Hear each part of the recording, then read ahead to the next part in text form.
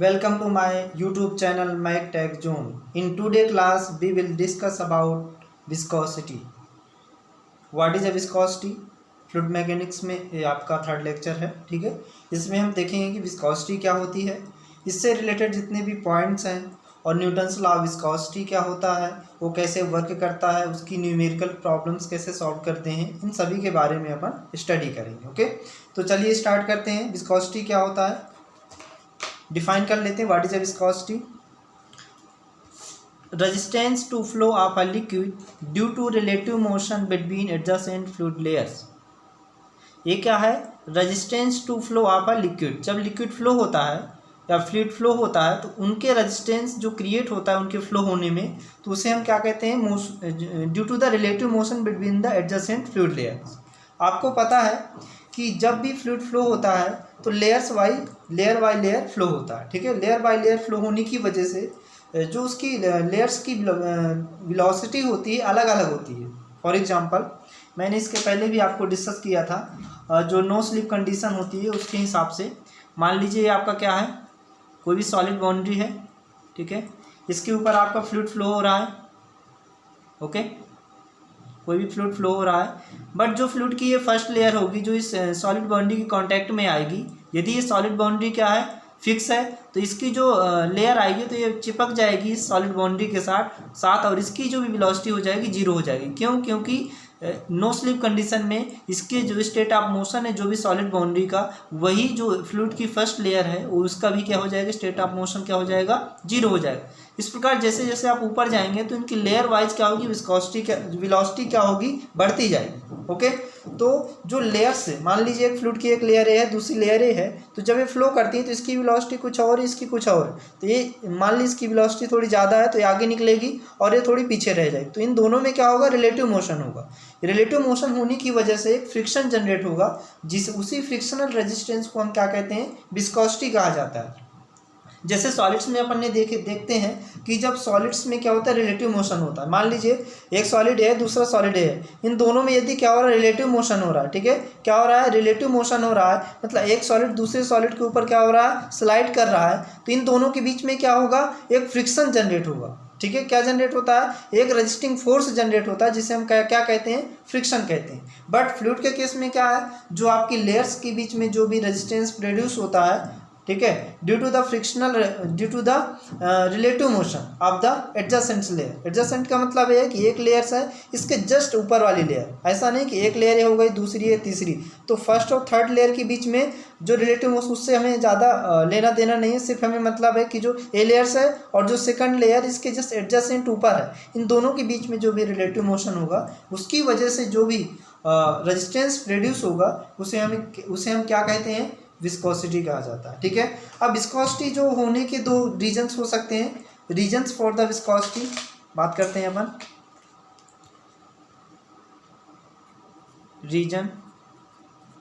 Reasons for viscosity, किस वजह से विस्कोसिटी होती है इसके बारे में अपन देखते हैं। तो विस्कोसिटी होने के दो रीजन हो सकते हैं। पहला रीजन तो आपका ये हो जाएगा आपका कोहेसिव फोर्स,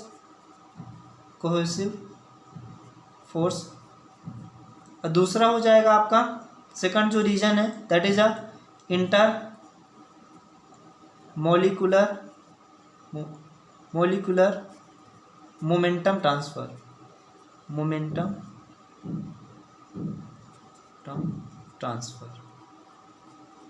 ठीक है, मोमेंटम ट्रांसफर। तो जो भी विस्कोसिटी होती है या तो कोहेसिव फोर्स की वजह से होगी। मैं आपको पहले लेक्चर में बताया था कि what is a cohesive force, इसके जो पहली वाली क्लास उसमें हमने देखा था एडहेसिव फोर्स, एडहेजन फोर्स क्या होता है, और कोहेसिव फोर्स या फिर कोहेजन फोर्स क्या होता है, उनके बारे में अपन ने स्टडी की थी, ठीक है। तो कोहेसिव फोर्स क्या होता है कि जो लिक्विड मॉलिक्यूल्स होते हैं उनके आपस में जो अट्रैक्शन फोर्स लगता है, उसी जो अट्रैक्टिव फोर्स को हम क्या कहते हैं, कोहेसिव फोर्स या फिर कोहेजन फोर्स कहा जाता है। एक बात जान लीजिए कि जो आपका कोहेसिव फोर्स होता है, तो जो लिक्विड्स में क्या होता है, ग्रेटर देन द गैसेस, ठीक है। तो cohesive force in a liquid, cohesive force in a liquid, ठीक है, लिक्विड में क्या होता है आपका, लिक्विड में क्या होता है, ग्रेटर होता है, greater than the cohesive force in a gases, ठीक है, इन अ गैस। तो जो आपका कोहेसिव फोर्स होता है वो लिक्विड में क्या होता है, बहुत ज़्यादा होता है as compare to the cohesive force in a gases, ठीक है। तो जो भी आपकी विस्कोसिटी होगी लिक्विड्स की वो मेजरली किस पे डिपेंड करेगी, कोहेसिव फोर्स पे डिपेंड करेगी। किस पे डिपेंड करेगी, जो लिक्विड्स की जो विस्कोसिटी होगी जो मेजरली किस पे डिपेंड करेगी, कोहेसिव फोर्स पे डिपेंड करेगी, ओके। और जो आपका इंटर मोलिकुलर मोमेंटम ट्रांसफर होता है ये मेनली जो प्रोडोमिनेट करता है ये किस में होता है, आपका गैसेस में होता है, ठीक है। क्या होता है एक्चुअली में, ये जो भी गैसेस के मॉलिक्यूल्स होते हैं वो क्या होते हैं, रैंडमली क्या होते हैं, जिग जैग पाथ में मूवमेंट करते हैं। उनकी वेलोसिटी एक पर्टिकुलर वेलोसिटी होता है और उसकी पर्टिकुलर मास होता है उन मॉलिक्यूल्स का, और उन क्या होते हैं, थोड़ी क्या होते हैं, डिस्टेंस पे होते हैं। जो आपके गैसेस के मॉलिक्यूल्स होते हैं वो थोड़ी डिस्टेंस पे होते हैं। और जो काइनेटिक थ्योरी ऑफ गैस है वो ये बताती है कि जो भी काइनेटिक एनर्जी होती है जो भी मॉलिक्यूल्स के, उसकी वजह से मॉलिक्यूल्स आपस में क्या रैंडमली या फिर जिगजैग पाथ में क्या करते हैं, मूवमेंट करते हैं। जब कोई भी चीज़ जिगजैग पाथ में मूवमेंट करेगी तो आपस में कॉलिजन होगा, वो मॉलिक्यूल्स आपस में टकराएंगे। जब आपस में टकराएंगे हमें पता है कि उनकी एक पर्टिकुलर मास है, जो भी आपके मॉलिक्यूल्स हैं, और उनकी क्या है, एक पर्टिकुलर वेलोसिटी है। तो पर्टिकुलर मास एंड वेलोसिटी की वजह से उनमें मोमेंटम आएगा, ठीक है। मोमेंटम आने की वजह से क्या होगा कि वो एक दूसरे पे जब कोलाइड करेंगे तो वो जो मोमेंटम है उसको क्या करेंगे, ट्रांसफर करेंगे। उसी को हम क्या कहते हैं, इंटर मोलिकुलर मोमेंटम ट्रांसफर, ठीक है। जब मोमेंटम ट्रांसफर करेंगे और वो गैस फ्लो होगी तो उसमें क्या होगा, एक रेजिस्टेंस प्रोड्यूस होगा। उस रेजिस्टेंस को हम क्या कहेंगे, विस्कोसिटी कहेंगे। तो जो गैसेस होती हैं उनमें जो इंटर मोलिकुलर मोमेंटम ट्रांसफर होता है ये मेजरली गैसेस में जो विस्कोसिटी होती है इसी वजह से होती है। किसकी वजह से होती है, इंटर मोलिकुलर मोमेंटम ट्रांसफर की वजह से गैसेस में विस्कोसिटी एग्जिस्ट करती है, ठीक है। कोहेसिव फोर्स की वजह से भी होती है बट जो मेजरली बात करें जो उनमें विस्कोसिटी होगी तो किसकी वजह से होगी, इंटर मोलिकुलर मोमेंटम ट्रांसफर की वजह से होगी, ठीक है। तो हमने देखा कि जो विस्कोसिटी होती है लिक्विड्स में भी होती है और गैसेस में भी होती है, ठीक है। और बट लिक्विड में जो मेजरली विस्कोसिटी पाई जाती है, एग्जिस्ट करती है, वो किसकी वजह से होती है, वो होती है आपकी कोहेसिव फोर्स की वजह से। क्यों, क्योंकि कोहेसिव फोर्स जो आपका लिक्विड्स में बहुत ज़्यादा होता है as compare to the cohesive force in gases. क्यों, क्योंकि जो लिक्विड्स के मॉलिक्यूल्स होते हैं वो ज़्यादा अट्रैक्टिव फोर्स लगाते हैं एक दूसरे पे, और वो क्या पास भी होते हैं as compare to the molecules of the gases, ठीक है।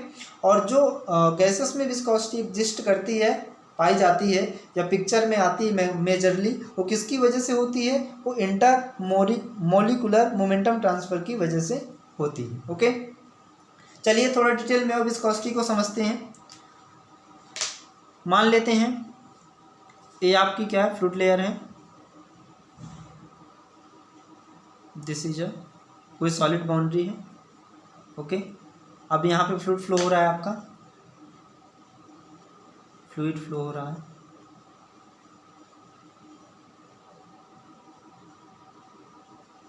ओके। और इसकी एक लेयर होगी जो इसके कांटेक्ट में होगी, बिल्कुल मैं थोड़ा डिस्टेंस पे बना रहा हूँ जिससे विजुअल हो, ठीक है। ये लेयर है, ये क्या है, सॉलिड बाउंड्री के कांटेक्ट में आ रही है, ठीक है। आपको पता है कि जो सॉलिड बाउंड्री है फिक्स है, मान लेते हैं ये सॉलिड बाउंड्री है आपकी, this is a solid boundary, ठीक है, ये फिक्स है सॉलिड बाउंड्री, ये क्या है आपकी, फिक्स है, ओके। अब क्या होगा, जो फ्लूइड की ये वाली लेयर होगी, जो फर्स्ट लेयर होगी जो सॉलिड बाउंड्री के कांटेक्ट में आएगी, वो क्या हो जाएगी, इसके साथ चिपक जाएगी। मींस इसकी भी वेलोसिटी क्या हो जाएगी, जीरो हो जाएगी। क्यों, क्योंकि सॉलिड बाउंड्री का जो स्टेट ऑफ मोशन का स्टैटिक है, तो इसका भी क्या हो जाएगा, स्टेट ऑफ मोशन स्टैटिक हो जाएगा। मींस इसके साथ ही क्या हो जाएगी, चिपक जाएगी। ऐसा क्यों होता है, due to the adhesion force या नो स्लिप कंडीशन की वजह से होता है। और जो आपका सॉलिड बाउंड्री है ये क्या करेगा, जो इसके मॉलिक्यूल्स हैं लिक्विड में, इसमें क्या लगाता है, वांडर वाल्स फोर्स लगाता है, और वांडर वाल्स अट्रैक्शन फोर्स लगाता है, साथ ही साथ क्या लगाता है, एडहेजन फोर्स लगाता है। इसकी वजह से क्या होता है कि ये क्या होती है, इस पर चिपक जाती है, नो स्लिप कंडीशन हो जाती है। फिर जैसे ही इसके ऊपर वाली लेयर की बात करेंगे तो ये इस पर चिपक के क्या हो जाएगी, इसकी वेलोसिटी होगी थोड़ी, मतलब इसके कंपेरिजन में इसकी वेलोसिटी होगी। क्यों होगी, क्योंकि जो ये आपका सॉलिड बाउंड्री है, तो इस लेयर पे जो वांडर वाल्स फोर्स है, अट्रैक्शन फोर्स है एंड जो एडहेजन फोर्स है वो क्या हो जाएगा, डिक्रीज हो जाएगा। डिक्रीज होने की वजह से फ्लूइड की कुछ वेलोसिटी होगी। फिर जैसे ऊपर जाएंगे अपन तो इसकी जो वेलोसिटी होगी वो बढ़ती जाएगी। कैसे बढ़ेगी ये, मान लेते हैं आपका क्या है, ये आपका वाई डिस्टेंस है लास्ट वाली लेयर की, और विस्कोसिटी कैसे आप जो वेलोसिटी है वो कैसे बढ़ रही है, ऐसे बढ़ रही है।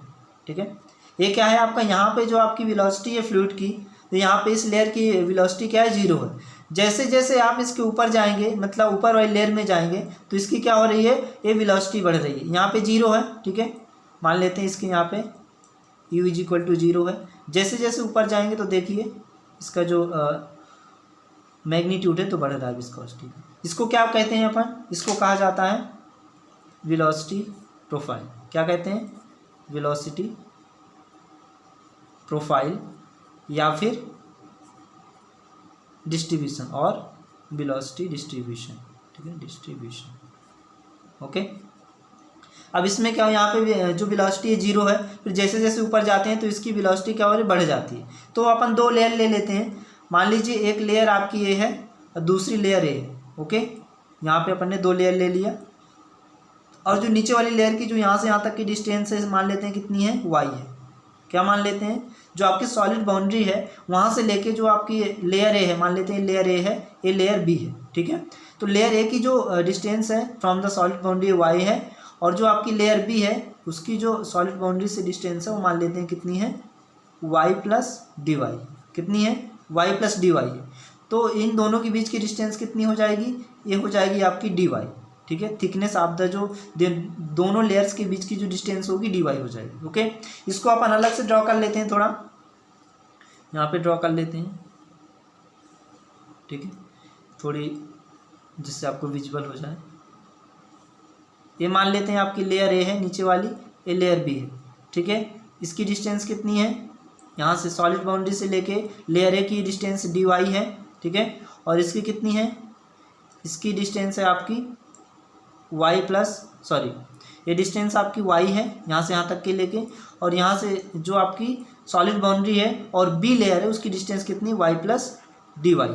ठीक है, अब यहाँ पे आप देख रहे हैं कि जो लेयर ए है वो लेयर बी के कंपेरिजन में इसकी जो वेलोसिटी होगी वो क्या होगी, इसकी मान लीजिए इसकी वेलोसिटी कितनी है, u है। ठीक है, इसकी यहाँ ये डिस्टेंस यहाँ से यहाँ तक की डिस्टेंस मान लेते हैं ये dy है। ठीक है, और इसकी वेलोसिटी कितनी है, u है। नीचे वाली लेयर ए की जो वेलोसिटी u है, और ऊपर वाली लेयर की वेलोसिटी कितनी हो जाएगी, u + du हो जाएगी। कितनी हो जाएगी, जो आपकी लेयर ए की वेलोसिटी u है और लेयर बी की जो वेलोसिटी है u + du है, तो आपको दिख रहा है कि जो वेलोसिटी ऊपर जाते हैं तो बढ़ रही है। तो दोनों में क्या है, जो लेयर ए और लेयर बी में जो वेलोसिटी डिफरेंस है, इसी वेलोसिटी डिफरेंस की वजह से क्या होता है, आपका फ्रिक्शन होता है। इसी फ्रिक्शनल रेजिस्टेंस को हम क्या कहते हैं, जो क्या करता है, जब फ्लूइड फ्लो होता है उसमें क्या प्रोड्यूस करता है, रेजिस्टेंस प्रोड्यूस करता है, उसी को हम क्या कहते हैं, विस्कोसिटी कहते हैं। ठीक है, तो आई होप विस्कोसिटी आपको समझ में आया होगा। थोड़ा इसको आगे ऑब्जर्व करते हैं कि इसमें शियर फोर्स लगाएंगे तो फ्लूइड में क्या होगा। ठीक है, थोड़ी इसके आगे और देखते हैं।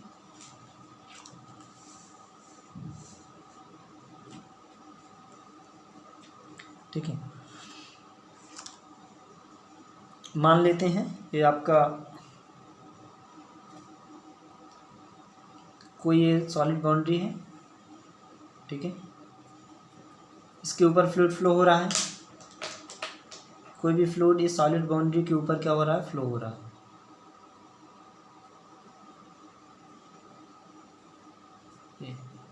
अब यहाँ पे अपन मान लेते हैं यहाँ पे ऐसे। ठीक है, अब यहाँ पे मैं क्या कर रहा हूँ, इस बार जो ऊपर वाली लेयर है इसमें क्या लगा रहे हैं अपन, शियर फोर्स लगा रहे हैं। कितना शियर फोर्स लगा रहे हैं, dF शियर फोर्स लगाया अपन ने। कितना शियर फोर्स लगाया, dF। इस dF शियर फोर्स की वजह से इसमें शियर स्ट्रेस जनरेट हुआ कितना, d-τ। ठीक है, मैंने क्या किया कि जो आपकी ऊपर वाली लेयर है इसमें मैंने क्या लगाया, dF शियर फोर्स लगाया, तो उसकी वजह से शियर फोर्स कितना प्रोड्यूस हुआ, d-τ। ठीक है, अब क्या होगा कि जैसे इसमें शियर फोर्स लगाएंगे तो इसकी जो लेयर है या मॉलिक्यूल्स है कंटिन्यूसली क्या होगा, डिफॉर्म होगा। कंटिन्यूसली डिफॉर्म होगा मतलब इसकी पोजीशन डीएफ शेयर फोर्स लगाने की वजह से अभी पोजीशन इसकी क्या थी, ए थी, फिर बी हो जाएगी, फिर again C and D and again continue क्या हो जाएगा, डिफॉर्म होता जाएगा। जैसे अपन small very small shear force लगाएंगे किसी भी लिक्विड में तो क्या होगा, ये कंटिन्यूसली क्या हो जाएगा, डिफॉर्म होता जाएगा। मीन्स इसकी जो शेयर स्ट्रेन है, या भी शेयर स्ट्रेन इसकी मान लीजिए d θ1 है, d θ2, d θ3, मतलब ये हर मोमेंट पे जो आपका हर टाइम पे क्या हो रही है, बढ़ रहा है। जो इसका बढ़ रहा है मतलब चेंज हो रहा है, इसकी जो शेयर स्ट्रेन है वो क्या हो रही है, चेंज हो रही है, कांस्टेंट नहीं है। जैसे सॉलिड्स में क्या होता है, सॉलिड की यदि अपन बात करें, सॉलिड में होता क्या है कि मान लीजिए क्या है आपका, ये सॉलिड है, ठीक है, ये आपका सॉलिड है और यहाँ पे मैंने इसको फिक्स कर दिया और इसमें अपन ने क्या किया, शेयर फोर्स क्या लगाया, एफ शेयर फोर्स लगाया, एफ शेयर फोर्स लगाया। ओके, तो ये डिफॉर्म हो जाएगा। कैसे डिफॉर्म हो जाएगा, ये डिफॉर्म हो जाएगा ऐसे, इसकी जो नी पोजीशन होगी ऐसे कुछ होगी, ठीक है। अब यहाँ पे क्या हो रहा है, ये यहाँ पे डी फाई क्या हो रहा है, ये डी फाई यहाँ पे स्ट्रेन फाई मान लेते हैं, फाई स्ट्रेन यहाँ पे है और यहाँ पर भी फाई स्ट्रेन। ओके, तो इसमें क्या हो रहा है, यदि मैं शेयर फोर्स एफ लगाया तो इस शेयर फोर्स एफ की वजह से आपको क्या मिलेगा, एक शेयर स्ट्रेस मिलेगा, tau is equal to F by A, ठीक है। क्या मिलेगा, एक शेयर फोर्स मिलेगा एफ बाई ए। क्यों, क्योंकि यहाँ पे आप जितना शेयर फोर्स लगाते हैं, जितना शेयर स्ट्रेस जनरेट होता है, उसके लिए जो शेयर स्ट्रेन की वैल्यू है वो क्या है, कांस्टेंट है। सॉलिड्स में क्या होती है कि जो भी शेयर फोर्स होता है उसकी वजह से जो भी शेयर स्ट्रेन जनरेट होती है उसकी वैल्यू क्या रहती है, कांस्टेंट रहती है। तो यहाँ पे हुक्स लॉ लगा सकते हैं। हुक्स लॉ क्या बोलता है, shear strain is directly proportional to the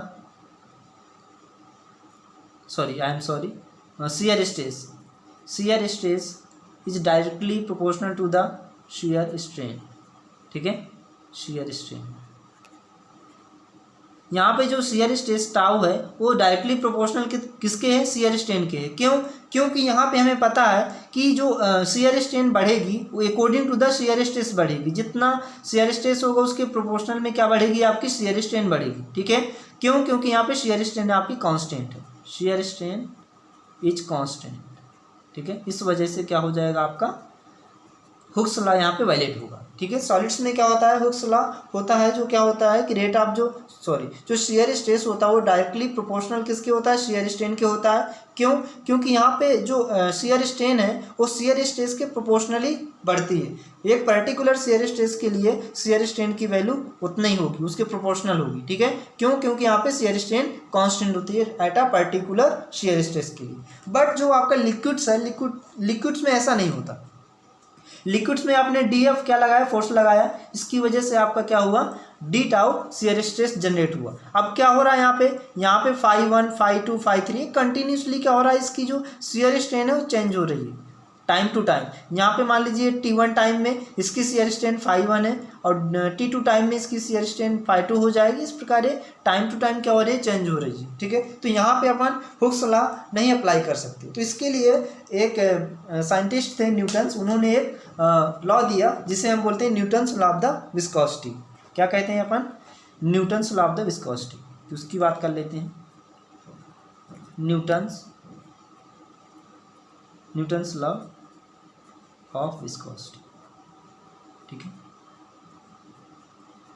यहाँ पे हुक्स लॉ वैलिड नहीं होगा इन फ्लूइड के केस में। क्यों, क्योंकि यहाँ पे क्या हो रहा है, जो आपकी शेयर स्ट्रेन है वो क्या हो रही है, कंटिन्यूसली चेंज हो रही है, ठीक है। एक पर्टिकुलर शेयर स्ट्रेस के लिए आपकी एक डेफिनेट शेयर स्ट्रेन नहीं मिल पा रही। इस वजह से हमें क्या करना पड़ेगा, ये हुक्स लॉ यहाँ पे अप्लाई नहीं कर सकते। तो यदि हमें क्या फाइंड करना है, शेयर स्ट्रेन और शेयर स्ट्रेस में रिलेशन फाइंड करना है, तो किसके थ्रू जाएंगे अपन, Newton's law of the viscosity. जो क्या कहता है, न्यूटन्स लॉ ऑफ विस्कोसिटी कहता है कि जो आपका शेयर स्ट्रेस होता है, क्या होता है, शेयर स्ट्रेस, ठीक है, ये डायरेक्टली प्रोपोर्शनल होता है किसके, rate of the shear strain, rate of shear strain. क्यों, क्योंकि आपको पता है कि यहाँ पे स्ट्रेन कांस्टेंट नहीं है, उसका रेट निकालना पड़ेगा। टाइम के रिस्पेक्ट में क्या हो रही है यहाँ पे देख लीजिए आप, फ्लूइड में जो टाइम के रिस्पेक्ट में जो स्ट्रेन है, शियर स्ट्रेन है, वो क्या हो रही है, बढ़ती जा रही है, घटती जा रही है, मतलब चेंज होती जा रही है। इसलिए हमें यहाँ क्या लेना पड़ेगा, rate of the shear strain. ठीक है, तो यहाँ मान लेते हैं जो शियर स्ट्रेस है टाउ है, ये प्रोपोर्शनल मान लेते हैं rate of the shear strain, मान लेते हैं कितनी है, D theta by D T. ठीक है, मतलब जो आपकी थीटा क्या है, आपका एंगल है, यहाँ पे मान लीजिए थीटा है एंगल, ये क्या हो टाइम टू टाइम क्या हो रहा है, वेरी कर रहा है, बढ़ रहा है या घट रहा है, डिपेंडिंग ऑन द टाइम। ठीक है, तो यहाँ पे जो shear stress directly proportion to the shear strain हो जाएगा। ओके, इसी इक्वेशन फर्स्ट मान लेते हैं। अब यहाँ पे क्या है, जो आपका rate of the shear strain है, मींस जो थीटा है, इसको हर इंस्टेंट में क्या करना पड़ेगा, हमें ऑब्जर्व करना पड़ेगा कि अभी कितना थीटा है, फिर आफ्टर टी टाइम में कितना हो जाएगा, बाद में कितना हो जाएगा, तो ये थोड़ा डिफिकल्ट हो जाता है ऑब्जर्व करना। ठीक है, तो इसके लिए हम क्या लाएंगे, दूसरा टर्म लाएंगे जिससे हम इजीली क्या करें, मेजर कर सकें। ठीक है, तो इसके लिए अपन थोड़ा देखते हैं, मान लेते हैं ये आपकी सॉलिड बाउंड्री है, वैसे फिक्स है, इसके ऊपर जो आपका फ्लूइड क्या हो रहा है, फ्लो हो रहा है, ये आपका फ्लूइड है जो फ्लो हो रहा है, ये फ्लूइड इसमें फ्लो हो रहा है। ठीक है, अब इसमें क्या हुआ, आपने ये लेयर ऊपर वाली लेयर है, फर्स्ट लेयर, इसमें क्या किया आपने, शियर फोर्स लगाया, क्या लगाया आपने यहाँ पे, क्या लगाया, शियर फोर्स लगाया। ठीक है, शियर फोर्स लगाएंगे तो इसकी वजह से क्या होगा, कंटिन्यूसली इसमें डिफॉर्मेशन आएगा। तो मान लीजिए अभी कोई एक नीचे वाली लेयर है, यहाँ पे आपकी परपेंडिकुलर बात करें, ये हो जाएगी, एक कोई मॉलिक्यूल्स है या नीचे वाली लेयर है जिसकी यहाँ पे वेलोसिटी क्या है, 0। ठीक है, यहाँ पे वेलोसिटी कितनी 0 है, u इज इक्वल टू 0, और यहाँ पे क्या है आपका, ये मान लेते हैं एक पॉइंट है, कोई ए पॉइंट है। ठीक है, यहाँ पे क्या पॉइंट ए है और ये बी पॉइंट है। ठीक है, तो ए से बी तक की जो डिस्टेंस है मान लेते हैं कितनी है, dy। ठीक है, एक मतलब एक बिटवीन टू लेयर की बात करते हैं, तो मैंने थोड़ा एक्सटेंड कर दिया, बाकी ये बहुत दो लेयर के बीच में बहुत मिनिमम डिस्टेंस होती है। तो मान लेते हैं कि स्मॉल डिस्टेंस कितनी है, dy, स्मॉल डिस्टेंस dy है ए टू बी। ओके, यहाँ पे शियर फोर्स मैंने df लगाया, df आपने शियर फोर्स लगाया, और जो पॉइंट ए है इसकी जो वेलोसिटी है u इज इक्वल टू 0 है, और जो पॉइंट बी पे जो वेलोसिटी है तो कितनी है, मान लीजिए du है, u इज इक्वल टू कितनी है, du। ठीक है, पॉइंट ए पे वेलोसिटी 0, पॉइंट बी पे जो वेलोसिटी है u की वैल्यू कितनी है, u is equal to dy है। ओके, जब इसमें डिफॉर्मेशन हुआ, भी पॉइंट बी पे यहाँ पे है कोई भी लिक्विड, जब शियर फोर्स लगाएंगे तो कहाँ पे चला जाएगा, मान लीजिए यहाँ पे इसकी पोजीशन आ गई सी पे, ये क्या हो जाएगी, इसकी पोजीशन सी हो जाएगी। ठीक है, सी पॉइंट हो जाएगा। अब आप क्या करेंगे कि जो आपका मॉलिक्यूल्स था तो अभी कहाँ पे था, बी पॉइंट पे था, जैसे इसमें आपने शियर फोर्स लगाया तो इसकी न्यू पोजीशन क्या हो जाएगी, ऑक्यूपाई कर लेगा ये सी पॉइंट पे। ओके, अब सी पॉइंट पे ऑक्यूपाई कर लेगा तो हमें देखना है कि यहाँ पे जो आपका डी थीटा है, ठीक है, यहाँ पे आपका डी थीटा, ठीक है, डी थीटा है। ठीक है, अब डी थीटा मुझे फाइंड करना है। मान लेते हैं डी टी टाइम में ये कितना, जो पॉइंट बी पे था कोई मॉलिक्यूल्स, कोई पार्टिकल, वो कहाँ पे चला गया, सी पे चला गया, कितने टाइम में, डी टी इंटरवल में। ठीक है, तो यहाँ पे मान लेते हैं टाइम इंटरवल कितना है, टाइम इंटरवल डी टी। ठीक है, डी टी टाइम इंटरवल में कोई भी आपका मॉलिक्यूल्स फ्रॉम बी टू सी पे मूव किया हुआ है। ओके, अब इसमें डिफॉर्मेशन कितना है, डी थीटा आया है, डिफॉर्मेशन सॉरी जो एंगल ऑफ डिफॉर्मेशन है वो डी थीटा, और इसकी डिस्टेंस कितनी है। अब मुझे क्या फाइंड करना, इसकी जो वेलोसिटी है यहाँ पे कितनी, डी है, वेलोसिटी कितनी है, बी पे कितनी थी, डी यू थी। अब यहाँ पे हमें वेलोसिटी यहाँ पे भी क्या होगी आपकी, सेम होगी, क्योंकि एक ही लेयर पे है, हमें पता है कि एक सेम लेयर पे जो पार्टिकल है उसकी वेलोसिटी सेम हो जाएगी, तो वेलोसिटी कितनी है, डी यू है।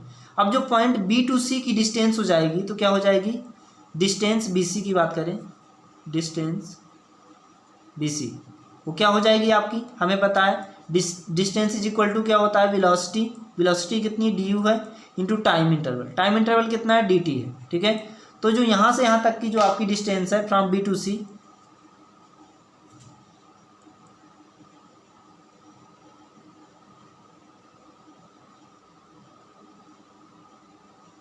फ्रॉम B टू C जो इसकी डिस्टेंस कितनी हो जाएगी, दिख नहीं रहा।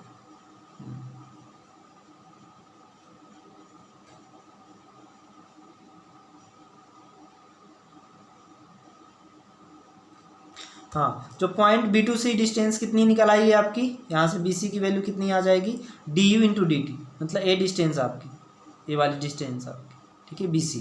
BC कितना है, DU अपॉन dt आ गया, ओके। अब अपन को BC फाइंड हो चुका है, BC की वैल्यू कितनी आ गई आपकी, DU इंटू dt आ गई, ओके। अब हमें क्या निकालना है, यदि अपन tan थीटा की बात करें, आपका जो ट्रायंगल है, ट्रायंगल ABC, ये क्या है आपका राइट एंगल ट्रायंगल, क्या है राइट एंगल ट्रायंगल है। तो यहाँ बात करेंगे in triangle, right angle triangle ABC, ठीक है, ABC की बात करेंगे।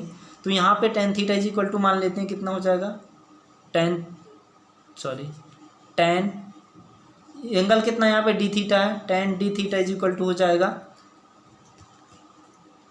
tan d theta is equal to क्या हो जाएगा, परपेंडिकुलर अपॉन बेस। तो परपेंडिकुलर यहाँ पे क्या है, यहाँ पे परपेंडिकुलर हो जाएगा आपका BC हो जाएगा, किसकी वैल्यू हो जाएगी, BC। परपेंडिकुलर यहाँ पे कितना हो जाएगा, यहाँ पे जस्ट परपेंडिकुलर हो जाएगा BC, ठीक है। इसके बाद परपेंडिकुलर BC हो जाएगा और इसका बेस क्या हो जाएगा, dy, बेस क्या हो जाएगा आपका dy हो जाएगा, ठीक है। यहाँ से A टू B की जो डिस्टेंस है dy, तो बेस dy हो जाएगा। अब यहाँ पे क्या हो जाएगा, tan theta is equal to d theta हो जाएगा, क्या हो जाएगा, tan theta is equal to d theta हो जाएगा, ठीक है। कैसे हो जाएगा, इफ़ दिख रहा है, ठीक है, if d theta is very small, if d theta is very small,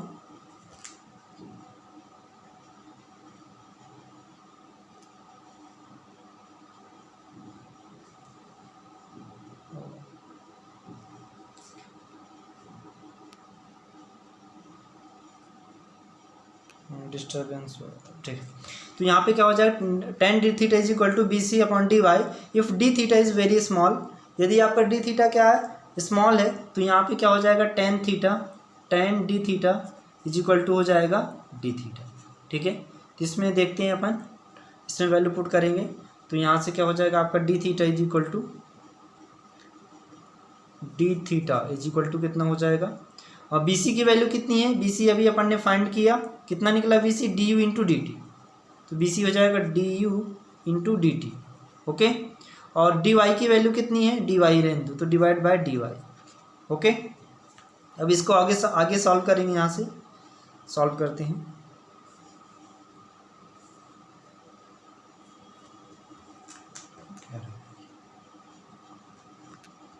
D theta की वैल्यू, तो यहाँ पे d theta is equal to कितना है आपका, d theta is equal to है आपका d u into d t upon D y, okay.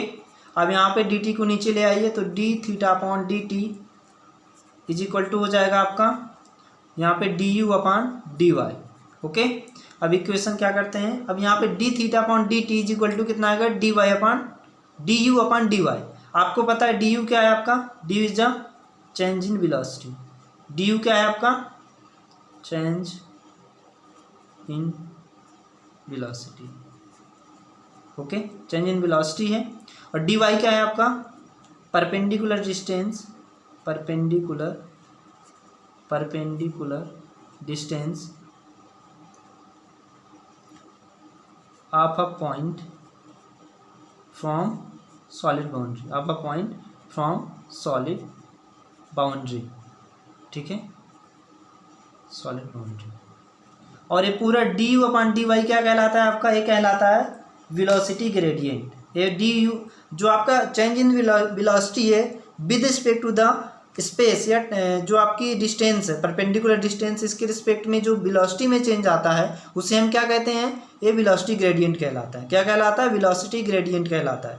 तो आपका d you upon D y होगा, इसे हम क्या कहेंगे, ये हो जाएगा आपका velocity gradient, this will be known as velocity gradient, ठीक है, gradient. D you upon D y क्या कहलाएगा आपका, वेलोसिटी ग्रेडियंट कहलाएगा। ओके, अब क्या करना है हमें, जो आपकी D theta upon D T, ये क्या है आपका rate of the shear strain है। D you upon D theta upon D T क्या है आपका, rate of the shear strain, rate of shear strain, shear strain. अब क्या करेंगे अपन, जो रेट ऑफ शियर स्ट्रेन निकला है उसे हम क्या करेंगे, इक्वेशन फर्स्ट में पुट कर देंगे, ठीक है। तो putting the value of the rate of the shear strain in equation first, तो यहाँ पे इक्वेशन फर्स्ट में पुट करेंगे, tau is equal to tau proportional to हो जाएगा आपका d theta upon D t की वैल्यू कितनी आई है, D you upon D y. Okay, अब जैसे ही प्रोपोर्शनलिटी का साइन हटाएंगे तो इसमें क्या आएगा, कांस्टेंट आएगा, ठीक है। तो अपन मान लेते हैं tau is equal to constant mu है और D you upon D Y, ठीक है। तो ये क्या कहलाता है आपका, Newton's law of the viscosity, this is a Newton's law of the viscosity. Okay, tau is equal to mu into D U है, sorry mu into D you upon D Y, ठीक है। तो यहाँ पे म्यू क्या है, इसको क्या बोलते हैं, डायनेमिक विस्कोसिटी बोलते हैं। म्यू क्या है यहाँ पर, mu is a dynamic viscosity, यहाँ पे लिखते हैं म्यू, म्यू क्या है आपका, इसे क्या कहते हैं अपन, डायनेमिक विस्कोसिटी, विस्कोसिटी, या फिर आप सिंपली इसको विस्कोसिटी भी कह सकते हैं, और simply you can say viscosity. Okay, तो ये जो न्यू टर्म आया आपका म्यू आया, इसे हम क्या कहते हैं, डायनेमिक विस्कोसिटी कहते हैं और विस्कोसिटी कहते हैं। तो यहाँ से क्या हो जाए आपका, न्यूटन्स लॉ ऑफ विस्कोसिटी की बात करें तो tau is equal to mu into D you upon D y हो जाएगा, ठीक है।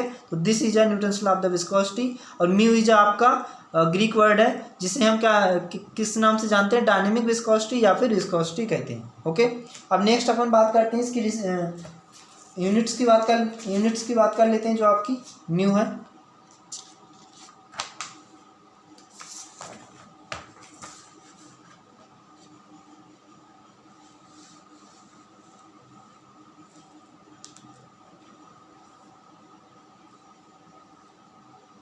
अब बात करते हैं आपसे यूनिट ऑफ द म्यू, किसकी बात करते हैं,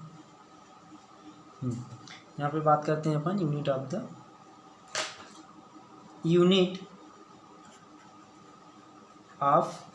म्यू या डायनेमिक विस्कोसिटी, ठीक है। यूनिट ऑफ द म्यू की बात करते हैं। अब हमें पता है, यहाँ से हम जानते हैं कि टाउ इज इक्वल टू क्या होता है, mu into D you upon D Y, ठीक है। यहाँ पे म्यू क्या है, आपकी डायनेमिक विस्कोसिटी है जिसकी हमें यूनिट फाइंड करना है। डी यू क्या है आपका चेंज इन वेलोसिटी है, और डी वाई क्या है, डिस्टेंस है, ठीक है। तो यहाँ पे टाउ की यूनिट क्या होती है हमें पता है, force upon area. Shear stress क्या होता है, फोर्स अपॉन एरिया। तो इसकी यूनिट क्या हो जाएगी, टाउ की यूनिट हो जाएगी आपकी न्यूटन पर मीटर स्क्वायर, ठीक है, न्यूटन पर मीटर स्क्वायर हो जाएगी। डी यू की यूनिट क्या हो जाएगी, this is change in velocity, तो इसकी यूनिट हो जाएगी आपकी इसकी हो जाएगी मीटर पर सेकंड हो जाएगी। डी यू क्या है आपकी चेंज इन वेलोसिटी है, तो वेलोसिटी की यूनिट क्या होती है, मीटर पर सेकंड, और जो डी वाई है क्या डिस्टेंस है, डिस्टेंस की यूनिट क्या होती है, मीटर होती है। तो यहाँ से अपन म्यू की यूनिट फाइंड करेंगे, तो म्यू की ऐसा यूनिट क्या हो जाएगी आपकी, ठीक है। तो यहाँ पे न्यूटन पर मीटर स्क्वायर, और यहाँ पे क्या है मीटर पर सेकंड, तो एक मीटर से मीटर कैंसिल आउट हो जाएगा और सेकंड ऊपर आ जाएगा, तो यहाँ पे क्या हो जाएगा, second Newton second per metre square, इसकी एसआई यूनिट हो जाएगी, ठीक है। This is a SI unit of viscosity या डायनेमिक विस्कोसिटी। डायनेमिक विस्कोसिटी की जो एसआई यूनिट होती है वो क्या होती है, Newton second per metre square. अब हमें पता है एक बात कि न्यूटन पर मीटर स्क्वायर क्या होता है आपका, पास्कल होता है। तो न्यूटन पर मीटर स्क्वायर पास्कल हो जाएगा, और ये सेकंड बचेगा तो क्या हो जाएगी, पास्कल सेकंड भी इसकी यूनिट हो जाएगी, ठीक है। क्या हो जाएगी, पास्कल सेकंड। एक तो हो जाएगी आपकी Newton second per metre square, दूसरी क्या हो जाएगी, पास्कल सेकंड, ठीक है। दूसरी क्या हो जाएगी, पास्कल सेकंड हो जाएगी। तो this is SI unit of the mu या डायनेमिक विस्कोसिटी। इसके सीजीएस यूनिट की बात करते हैं, सीजीएस यूनिट ऑफ तो यहाँ पे आपको पता है कि जो फोर्स होता है CGS में, तो उससे डाइन से रिप्रेजेंट करते हैं, टाइम को सेकंड से, और जो आपका डिस्टेंस रहती है सेंटीमीटर से। तो इसकी CGS यूनिट क्या हो जाएगी, न्यूटन, यहाँ पे हो जाएगी Newton, sorry dine second per metre square है, तो यहाँ पे क्या हो जाएगा, सेंटीमीटर स्क्वायर हो जाएगा। ठीक है, dyne second per centimetre square इसकी CGS यूनिट हो जाएगी। एक इसकी इक्वल होता है, this is equal to the poise. ठीक है, जो dyne second per centimetre square है किसकी इक्वल होता है, पॉइस की इक्वल होता है। ओके, तो यहाँ से यदि relation between the poised and Newton second per metre square में बात करें, तो इनका जो रिलेशन होता है होता है आपका 1 newton second per metre square. ठीक है, 1 newton second per metre square is equal to कितना होता है आपका, 10 पॉइस। ठीक है, 10 पॉइस होता है, या फिर अपन कहें 1 पॉइस इज इक्वल टू हो जाएगा आपका 1/10 Newton second per metre square.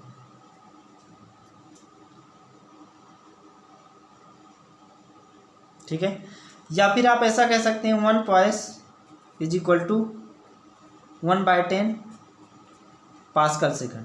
ठीक है, पास्कल सेकंड। तो this is a relation between the pascal second and the poise. और हमें पता है कि जो 1 पास्कल सेकंड होता है वो किसकी इक्वल होता है, 10 पॉइस की इक्वल होता है, या फिर 1 पॉइस इज इक्वल टू होता है 1/10 पास्कल सेकंड। ठीक है, 1/10 कितना होता है, पास्कल सेकंड होता है। 1 poise is equal to 1/10 pascal second. इसके बाद बात करते हैं अपन एक फ्लूइड को थोड़ा और डिफाइन करते हैं। इसके पहले मैं फ्लूइड को डिफाइन कराया था, जो फर्स्ट क्लास थी आपकी फ्लूइड मैकेनिक्स की, उसमें अपन ने फ्लूइड को डिफाइन किया था। तो यहाँ से वो डेफिनेशन जो थी आपकी क्लियर हो जाएगी। ठीक है, तो यहाँ पे एक बार और डिफाइन कर लेते हैं फ्लूइड को। देखिए यहाँ पे डिफाइन करते हैं फ्लूइड इज अ, कैसे डिफाइन किया, तो फ्लूइड की बात करें यदि अपन, fluid is a substance, fluid is a substance which deforms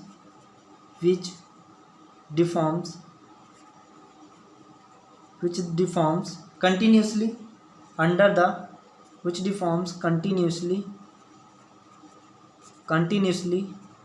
the under the action of shear force, या फिर shear force की वजह से shear stress। ओके, अब यहाँ से हमने इसके पहले देखा था डेफिनेशन, बट आपको उतने अच्छे से समझ में नहीं आई होगी, बट यहाँ पे आप इसको क्लियर कर सकते हैं। ठीक है, फ्लूइड क्या होता है आपका, फ्लूइड इज अ सब्सटेंस क्या होता है, जिसमें कि एक पर्टिकुलर मास होता है। ठीक है, और पर्टिकुलर वॉल्यूम होता है, उसे क्या बोलते हैं अपन, सब्सटेंस बोलते हैं। जैसे आपका लिक्विड हो जाएगा, गैस हो जाएगा, एंड सॉलिड्स, ये क्या कहलाते हैं, सब्सटेंस कहलाते हैं। ओके, तो fluid is a substance which deforms continuously under the action of the shear force. अभी अपन ने देखा था, ठीक है, कंटिन्यूसली क्या हो जाएगा, हो रहा था आपका डिफॉर्मेशन हो रहा था। ठीक है, इसमें देखा था अपन ने कि जो आपकी यहाँ पे अपन शेयर फोर्स लगा रहे थे, तो इसका कंटिन्यूसली डिफॉर्म हो रहा था। ए पे इसकी पोजीशन पहले ए थी, जैसे अपन ने शेयर फोर्स लगाया तो B, C and D, continuously क्या होता है, डिफॉर्मेशन हो रहा है। तो इस टाइप का जो आपका सब्सटेंस होता है, जिसमें क्या होता है, शेयर फोर्स लगाने पे कंटिन्यूसली डिफॉर्म होता है, उसे क्या कहते हैं अपन, फ्लूइड कहा जाता है। ओके, अब इसमें होता क्या है, अपन शेयर फोर्स ही क्यों लगाते हैं, क्योंकि जो शेयर फोर्स होता है वो टेंजेंशियल एक्ट करता है। कैसे एक्ट करता है, टेंजेंशियल एक्ट करता है। मान लीजिए ये आपका कोई सर्कल है, इसमें मुझे शेयर फोर्स लगानी है, तो यहाँ पे क्या लगाऊंगा मैं, इसका टेंजेंशियल फोर्स लगाऊंगा। तो जो टेंजेंशियल फोर्स होता है उसे हम क्या कहते हैं, शेयर फोर्स कहा जाता है। तो यदि आपको फ्लूइड को फ्लो कराना है तो आपको कैसा फोर्स लगाना पड़ेगा, टेंजेंशियल फोर्स लगाना पड़ेगा, तब जाके आपका फ्लूइड क्या होगा, फ्लो होगा। ठीक है, तो जो आपका स्टैटिक फ्लूइड्स होते हैं, स्टैटिक फ्लूइड्स में जो शेयर स्ट्रेस की वैल्यू होती है वो जीरो होती है, और शेयर स्ट्रेस की वैल्यू जीरो होने की वजह से क्या होगा, जो उसकी विस्कोसिटी होगी वो भी जीरो होगी। ये भी पॉइंट अपन डिस्कस कर चुके हैं। ठीक है, तो in static fluid shear stress is zero as well as viscosity will be zero. ठीक है, विस्कोसिटी भी जी क्या हो जाएगी, आपकी जीरो हो जाएगा। इसके बाद बात करते हैं अपन नेक्स्ट टर्म है आपका काइनेमेटिक विस्कोसिटी। किसकी बात करते हैं? Kinematic viscosity. नेक्स्ट टर्म है आपका काइनेमेटिक विस्कोसिटी।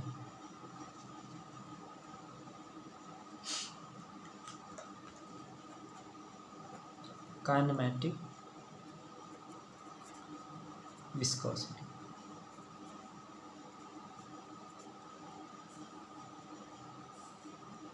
काइनेमेटिक विस्कोसिटी क्या होती है, इसको डिफाइन कर लेते हैं। अब एक बात समझिए कि जब हमारे पास डायनेमिक विस्कोसिटी थी तो हमें काइनेमेटिक विस्कोसिटी इंट्रोड्यूस करने की क्या ज़रूरत है? क्यों? क्योंकि विस्कोसिटी तो हमारे पास ऑलरेडी है, हम उसको डिफाइन भी कर चुके हैं, हमें पता है क्या होती है विस्कोसिटी। तो अपने पास डायनेमिक विस्कोसिटी है तो फिर काइनेमेटिक विस्कोसिटी को डिफाइन करने की क्यों ज़रूरत पड़ी? ठीक है, तो इसको एग्जाम्पल से समझते हैं थोड़ा। मान लेते हैं आपके पास दो कंटेनर हैं, ठीक है, दो कंटेनर हैं, कंटेनर ए कंटेनर बी, और इसमें क्या आपने फिल किया हुआ है, कंटेनर आपका ए हो जाएगा, ए बी हो जाएगा। इस पर आपने कोई लिक्विड फिल किया हुआ है। एक में क्या है आपका मड है, ठीक है, एक कंटेनर में क्या आपका मड है, दूसरे में क्या है आपका वाटर है। मान लीजिए दूसरे में क्या है वाटर है और एक में मड है। Okay, this is a mud मान लीजिए, और दूसरा क्या है वाटर है। और आप क्या कर रहे हैं, एक स्टोन ले रहे हैं, सेम मास का स्टोन लिया आपने, ठीक है, दोनों में सेम मास का स्टोन लिया और दोनों को सेम हाइट से, ठीक है, एच हाइट से क्या किया आपने, ड्रॉप किया। एच हाइट से दोनों में क्या किया आपने, ड्रॉप किया। ओके, आपने क्या किया, दो कंटेनर लिया, कंटेनर ए जिसमें मड भरा हुआ है, कंटेनर बी जिसमें क्या फिल किया हुआ है, जिसमें फिल किया हुआ है वाटर, ठीक है, जिसमें वाटर भरा हुआ है। और आपने क्या किया कि दो स्टोन लिए, सेम मास के स्टोन लिए और सेम हाइट से इन दोनों में क्या किया, ड्रॉप किया। मड में भी सेम मास एम का जो आपका स्टोन है उसको ड्रॉप किया, और सेम हाइट से जो आपका वाटर है उसमें क्या किया, मास एम का कोई भी स्टोन क्या किया आपने, ड्रॉप किया। तो जैसे इसमें आप सेम हाइट पे ड्रॉप करेंगे तो जो आपका मड है, तो मड वाला क्या हो जाएगा, इसमें जो डिस्टर्बेंस होगा वो कम होगा एज कम्पेयर टू द जिसमें वाटर है। तो वाटर वाले जो आपका कंटेनर है उसमें जो डिस्टर्बेंस होगा वो ज़्यादा होगा as compare to the disturbance in a mud, ठीक है। तो जो आपकी काइनेमेटिक विस्कोसिटी होती है वो होती क्या है, ability to diffuse the disturbance in a intermolecular momentum, ठीक है। जो मोलिकुलर मोमेंटम होता है उसको डिफ्यूज करके, ठीक है, डिस्टर्बेंस कम क्रिएट करे, तो उसे क्या कहते हैं अपन, काइनेमेटिक विस्कोसिटी कहते हैं, ठीक है। इसको डिफाइन कर लेते हैं। It is the ability of the fluid, it is the ability of the fluid to diffuse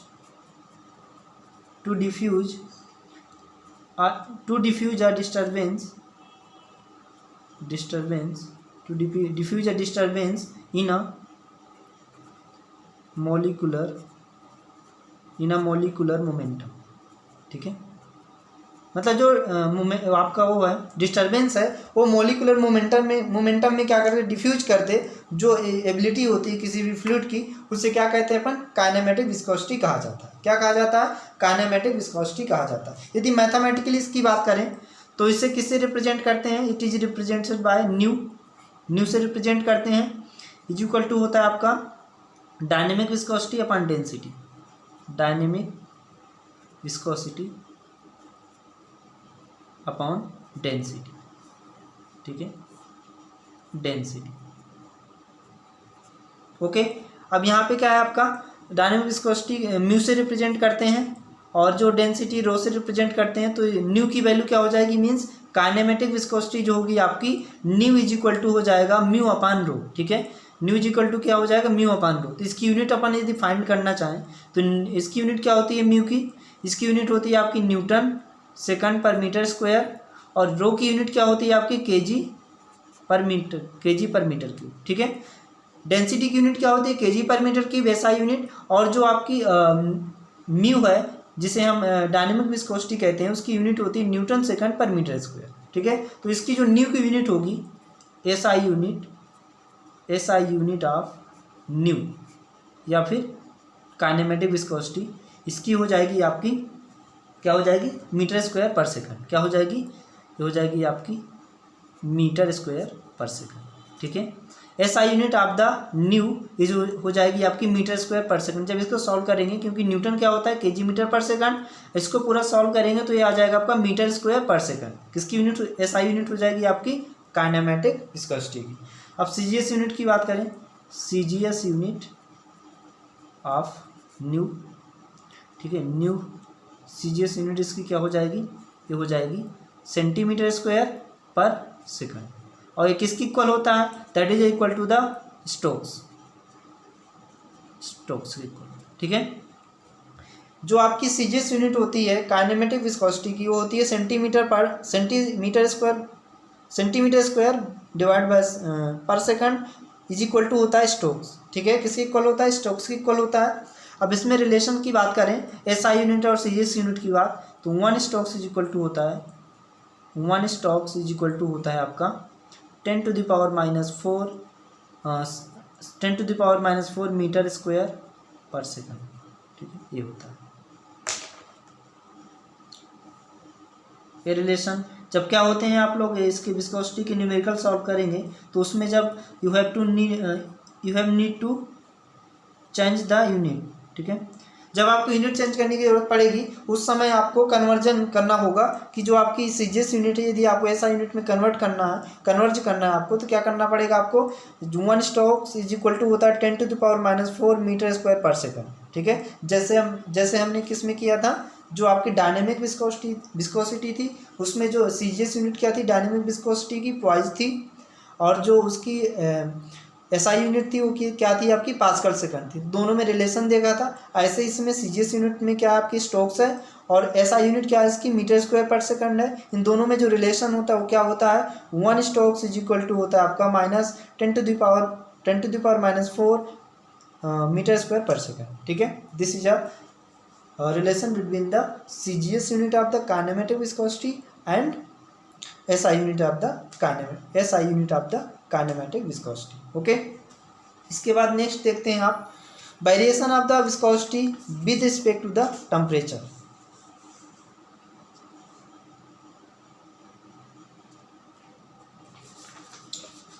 दूसरा पेपर देखते हैं।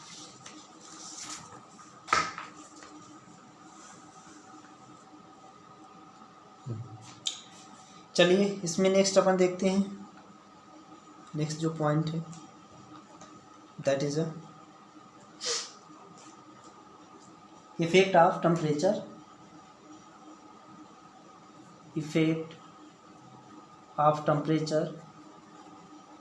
Effect of the temperature in a dynamic viscosity,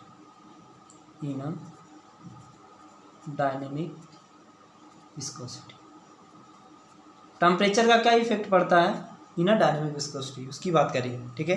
तो इसमें सबसे पहले हम बात करेंगे लिक्विड्स में, लिक्विड में, फिर एयर में, गैसेस में बात करेंगे। दोनों अलग अलग दोनों में क्या होता है? वेरिएशन होता है। लिक्विड्स की बात करते हैं, ठीक है। अब लिक्विड में क्या होता है, आपको पता है कि लिक्विड में जो मेजरली जो विस्कोसिटी होती है वो किसकी वजह से होती है? वो कोहेसिव फोर्स की वजह से होती है, ठीक है, कोहेसिव फोर्स की वजह से होती है। तो यदि आप क्या करते हैं? टेम्परेचर बढ़ाते हैं। यदि आपने क्या किया? टेम्परेचर बढ़ाया, if temperature will be increases, यदि आपने टेम्परेचर बढ़ाएंगे तो जो आपका जो मॉलिक्यूल्स के, जो लिक्विड्स के मॉलिक्यूल्स के बीच में जो अट्रैक्टिव फोर्स है, जो अट्रैक्शन फोर्स है, वो क्या हो जाएगा? आपका डिक्रीज होगा। अट्रैक्शन फोर्स डिक्रीज होने की वजह से उसके जो कोहेसिव फोर्स है वो भी क्या हो जाएगा? डिक्रीज हो जाएगा। जब कोहेसिव फोर्स डिक्रीज हो जाएगा तो ऑब्वियस सी बात है कि जो लिक्विड्स की विस्कोसिटी होगी, डायनेमिक विस्कोसिटी होगी, वो भी क्या हो जाएगी? आपकी डिक्रीज हो जाएगी, ठीक है। तो लिक्विड्स में क्या होता है? यदि आप टेम्परेचर बढ़ाते हैं तो क्या होता है यहाँ पे?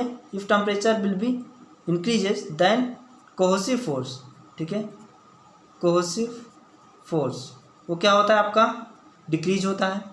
कोहेसिव फोर्स डिक्रीज होगा तो क्या होगा? जो आपकी विस्कोसिटी होगी वो भी क्या हो जाएगी? डिक्रीज हो जाएगी। तो विस्कोसिटी भी क्या हो जाएगी? आपकी डिक्रीज हो जाएगी, ठीक है। यदि आप टेम्परेचर बढ़ाएंगे लिक्विड का तो उसमें जो अट्रैक्शन फोर्स है बिटवीन द मॉलिक्यूल्स वो क्या हो जाएगा? डिक्रीज हो जाएगा। वो डिक्रीज होने की वजह से आपका क्या होगा? कोहेसिव फोर्स डिक्रीज होगा। कोहेसिव फोर्स डिक्रीज होगा तो ये विस्कोसिटी भी क्या हो जाएगी? आपकी डिक्रीज हो जाएगी इन अ लिक्विड्स। तो यहाँ पे लिख लेते हैं when temperature increases of liquids, then dynamic viscosity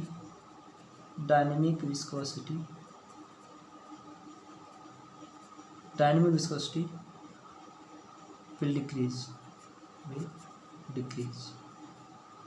okay, जैसे आप टेम्परेचर बढ़ाएंगे तो डायनेमिक विस्कोसिटी लिक्विड्स की क्या होगी, डिक्रीज होगी.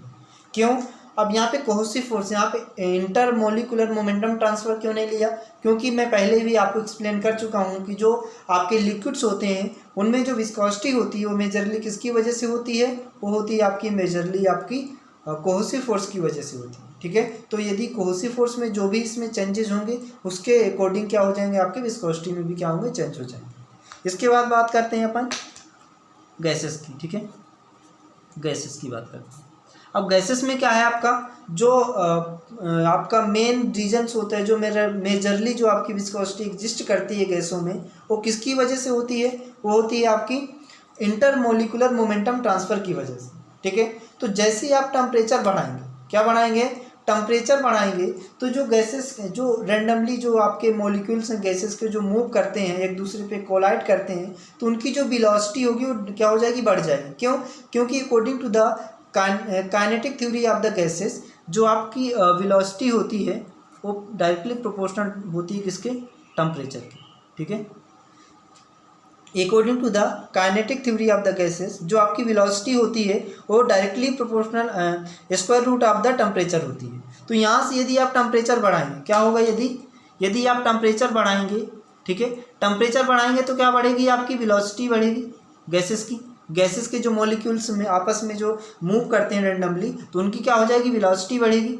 जब उनकी वेलोसिटी बढ़ेगी और मास उनका क्या है, कांस्टेंट है, तो उनका क्या होगा, मोमेंटम बढ़ेगा. अब मोमेंटम बढ़ेगा तो एक दूसरे पे कोलाइड होंगे. कोलाइड होने की वजह से मोमेंटम को क्या करेंगे, ट्रांसफ़र करेंगे. मोमेंटम ट्रांसफ़र करेंगे तो जब आपकी गैस फ्लो होगी तो उस गैस के फ्लो होने में क्या होगा, रेजिस्टेंस प्रोड्यूस होगा, ज़्यादा रेजिस्टेंस प्रोड्यूस होगा एज कम्पेयर टू द पहले. ठीक है, तो ज़्यादा रेजिस्टेंस प्रोड्यूस होगा. इसका मतलब क्या हुआ कि टेम्परेचर बढ़ाने पे गैसेस का जो इंटरनल रेजिस्टेंस है फ्लो होने में, वो क्या हो रहा है, बढ़ रहा है. इसका मतलब क्या है, विस्कोसिटी भी क्या हो जाएगी, बढ़ेगी. ठीक है, तो when the temperature increase, velocity of the molecules of the gases will be increases, and then आपका जो molecular intermolecular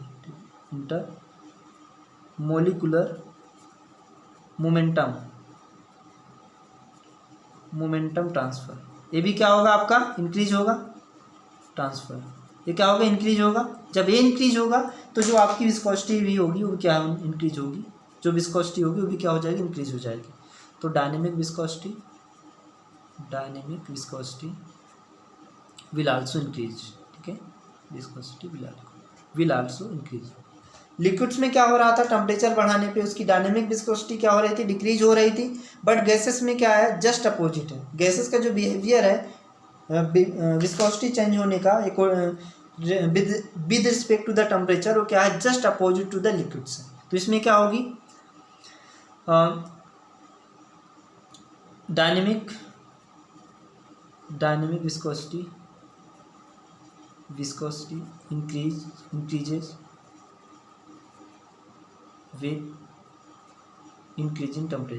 with increase in temperature. ठीक है, जैसे आप टेम्परेचर बढ़ाएंगे तो जो डायनेमिक विस्कोसिटी है आपकी गैस की, वो भी क्या हो जाएगी, इंक्रीज हो जाएगी. डायनेमिक विस्कोसिटी भी क्या हो जाएगी, आपकी गैस की इंक्रीज हो जाएगी. ओके, तो this is a information about the viscosity. I hope आपको समझ में आया होगा. अगर आपकी इसमें कोई डाउट है तो आप कमेंट्स में लिख सकते हैं. यदि ये वीडियो आपको पसंद आया हो तो इसको लाइक कीजिए, और कोई भी डाउट्स है या फिर आपको कमेंट्स करना है, अच्छे कमेंट्स, बुरे कमेंट्स, जैसे भी आपको वीडियो अच्छा लगे बुरा लगे उसके हिसाब से आप कमेंट भी कर सकते हैं नीचे. ठीक है, और यदि आप हमारे चैनल पे न्यू हैं तो please subscribe my YouTube channel Mac Tech Zone. जिस और जो आपकी बेल आइकॉन है उसमें आप उसको प्रेस कीजिए, जिससे जो भी न्यू वीडियो हमारे न्यू वीडियोज हैं वो आप लोगों तक इजीली क्या हो जाए, अपडेट हो सकें। तो प्लीज़ जो आपका बेल आइकन है उसको भी क्या करिए, आप प्रेस करिए। तो thank you very much, thank you.